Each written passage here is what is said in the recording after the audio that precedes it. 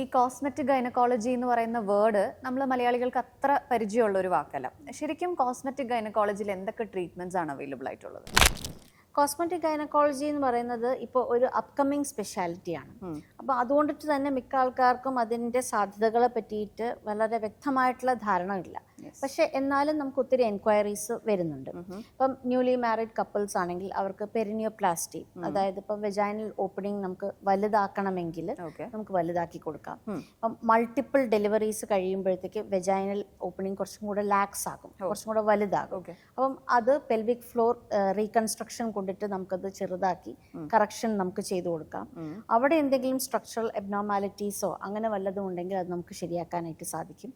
പിന്നെ ഈ മെനോപോസൽ അല്ലെങ്കിൽ പെരിമെനോപോസൽ ആൾക്കാരിൽ പെരിനിയൽ ഏരിയയിൽ കുറച്ചൊരു ബേണിംഗ് സെൻസേഷൻ, ഭയങ്കരമായിട്ടൊരു ബേണിംഗ് സെൻസേഷൻ ഉണ്ടാകും. അതിന് നമ്മൾ ലേസർ വെജൈനൽ റീജുവനേഷൻ തെറാപ്പി ഉണ്ട്. അത് ഒരു മൾട്ടിപ്പിൾ സിറ്റിങ്സിൽ ചെയ്തിട്ടുണ്ടെങ്കിൽ ഒരു പരിധിവരെ നമുക്കത് കറക്റ്റ് ചെയ്യാനായിട്ട് സാധിക്കും. പിന്നെ ഈ ചുമയ്ക്കുന്ന സമയത്ത് തുമ്മുന്ന സമയത്തൊക്കെ മൂത്രം പോകുന്ന ഒരു അവസ്ഥയുണ്ട്.